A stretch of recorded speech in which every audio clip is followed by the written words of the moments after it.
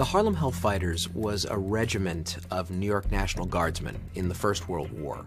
They were set up to fail by their own government. They were humiliated, degraded, eventually given to the French army as a throwaway, and they ended up coming home as one of the most decorated units in the entire U.S. Army. The Harlem Hellfighters are one of the most important regiments in American history. In World War I, they helped to establish to the entire world the power of black soldiers in the military. It was very difficult at that time for African Americans to get into the United States military because there was this perception that African Americans would not do well in battle. They had to overcome the prejudice of their own countrymen and yet also perform ably on the battlefield. Like so many units of African American descent, when they go overseas, they're not sure what they're going to do. Are they going to fight as infantry? Or are they going to be stevedores and load ships? Or are they going to be labor units and cut wood? And so they're committed to labor duty, they're unloading ships, building latrines, those type of support services. And as you can imagine, these men have been trained and they're willing to fight, they're ready to fight, and this is stressful for them. They were finally given to the French army, which in a way was an even greater insult because in the First World War, when the United States entered, General Pershing, the commanding officer, was very clear that American forces would not be fed piecemeal into the French and British army because the French and British wanted reinforcements, and Pershing said absolutely not. When Americans join this war, they will fight as an American force under an American flag led by an American general. ... except for the black guys. You can have them.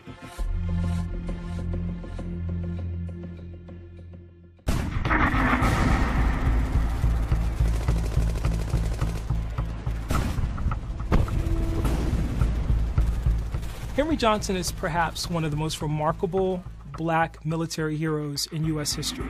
And he found himself in no man's land with Private Needham Roberts manning a listening post. And Needham Roberts hears click, click, click. He realizes somebody's cutting the wire. It's potentially a German raid. And so Roberts is passing him grenades, and they line up these grenades, and the Germans actually do come across the lines. Roberts is hurt, and now Henry Johnson is left to defend their position and to stave off this attack. And then he makes the mistake of jamming a French cartridge into his American gun, and it no longer will work. And the Germans are on top of it. He then used his rifle like a club, and then he ended up fighting with a knife against the Kaiser's best and turned them. He's wounded in the fray. He's struck, for example, in the foot, and has a debilitating injury as a result. And he fights them off, he says, for what seemed like an hour. The Germans ran shrieking into the night, all because of one man. It's not until the next morning that people realize what a tremendous act this was. They discover 4 bodies of dead German soldiers. And they also realize from the equipment and other things that are left behind that as many as 30 may have been involved in this altercation. As soon as he drove off those Germans, the French awarded him with the Croix de Guerre, a great honor. Unfortunately, it took about 75 years for the U.S. government to give him the Legion of Merit. Had he been white, he would have walked out of that war with the Medal of Honor.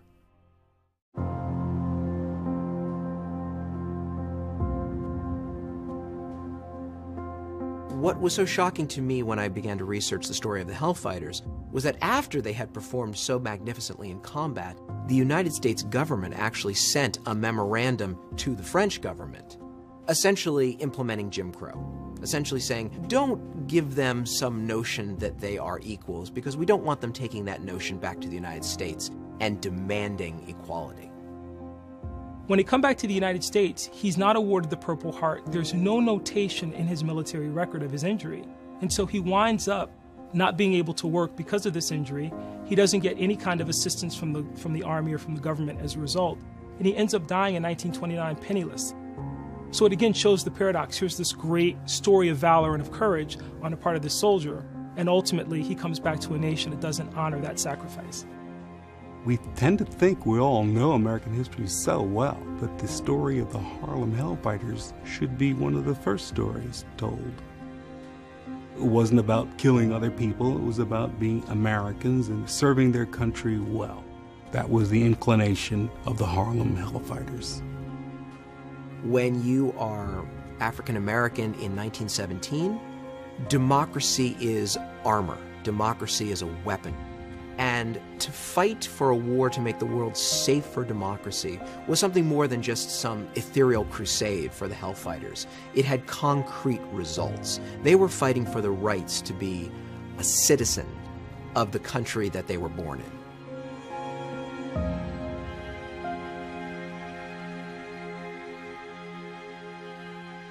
I would say this, that I do know that during that same war, that America was, as is today, so racist until the German officers, when they were captured, could eat in the same mess hall and have the same accommodations as the white American officers.